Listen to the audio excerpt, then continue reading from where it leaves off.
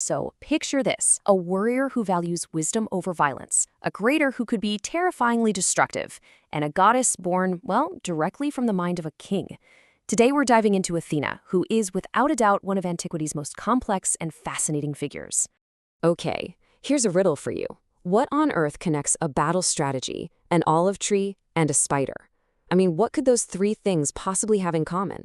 The answer isn't some abstract concept, it's a person, or, a goddess. And that goddess is, of course, Athena.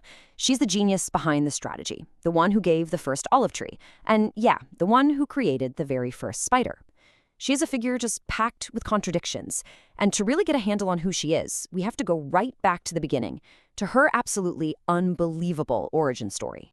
And when I say mind-blowing, I mean that, well, quite literally. Her birth story isn't just weird or unique, it's the key to everything. It fundamentally defines her as a deity born not from the womb but from pure thought. So the story kicks off with a very paranoid king. Zeus hears a prophecy that his consort, Metis, is pregnant with a child who's destined to overthrow him. His solution? A little extreme. He swallows her whole. But the pregnancy doesn't just stop. It continues inside him, giving Zeus a headache of truly divine proportions. Finally, he can't take it anymore and begs his son Hephaestus to just split his skull open with an axe. And from that wound bursts Athena, not a baby, but a full-grown warrior, completely armed and letting out a fearsome battle cry. I mean, what an entrance. So being born directly from the mind of Zeus, the king of the gods, it's really no surprise that Athena's main domains were intellect and conflict. But it was her whole approach to war that really set her apart from the rest of her, let's say, very violent divine family. To really get Athena's view on war, you have to look at her brother, Ares. He was all about the raw, brutal bloodlust of battle, just pure violence and slaughter for its own sake. Athena, on the other hand, was the goddess of strategy. She represented the smart, tactical side of war. She fought for just causes, and she always favored cunning over chaos. And that's exactly why the Greeks respected her so much more than Ares. She was a warrior, for sure, but a wise one. You can see her many roles reflected right in her names, her epithets. As Polyas, she was the guardian of the city. As Promachos, she was the warrior who fights right at the front lines. As Ergane, she was the industrious patron of crafts and weaving, and probably most famously as Parthenos, the maiden. That title was so central to who she was that the Athenians named their greatest temple the Parthenon in her honor. And each of her symbols tells you another piece of her story. The owl, of course, reflects her wisdom and her famously bright-eyed gaze. The olive tree stands for the peace and prosperity she could bring. The serpent connects her to the earth, to the home. And the aegis, her shield with the head of Medusa on it, that was a terrifying reminder of her raw divine power. Okay, so she was a wise warrior and a guardian of cities. We've got that. But her dealings with mortals, they show a much more complicated personality. She could be this incredibly generous patron, a fierce protector, but if you crossed her, she was a terrifying punisher. Her most famous act as a patron has to be the contest for the city of Athens. Poseidon, god of the sea, he slams his trident into the Acropolis and creates a saltwater spring, a powerful symbol of naval might. But Athena? She quietly planted the first olive tree. The Athenians chose her gift. They knew that food, oil, and wood, the foundations of prosperity, were way more valuable in the long run. And so the city took her name, Athens. And this knack for patronage extended to pretty much all of Greece's greatest heroes. She was the ultimate divine mentor for guys like Perseus, Jason, and especially her favorite, Odysseus. But you start to notice a pattern.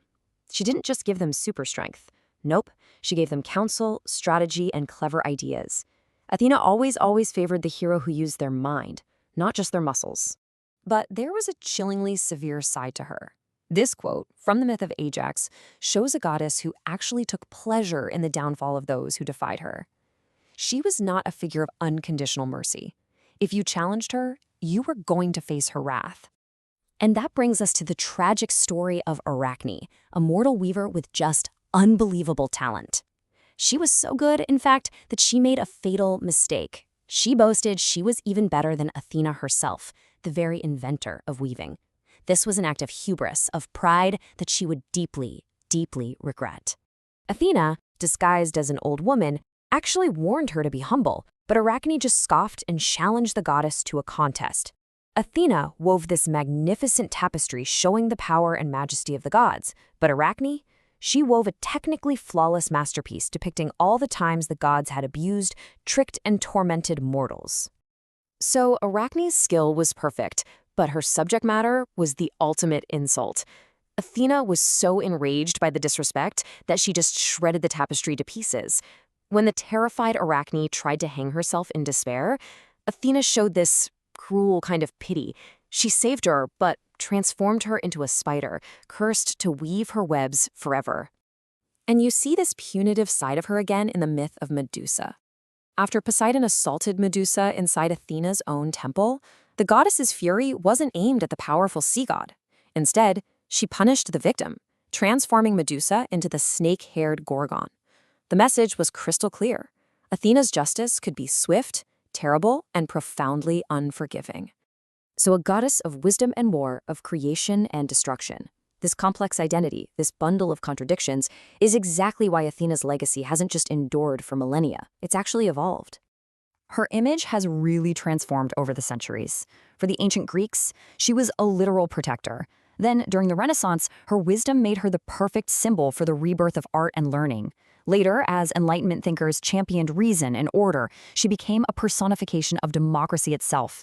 And that powerful idea is still with us today, influencing modern icons of liberty and justice all over the world. And all of this leaves us with a final thought. Athena embodies these two twin forces, intellect and strategic power. Her story suggests that to have a successful civilization, you need both, profound wisdom and the capacity for disciplined warfare. The question is, 2,500 years later, has that formula really changed all that much?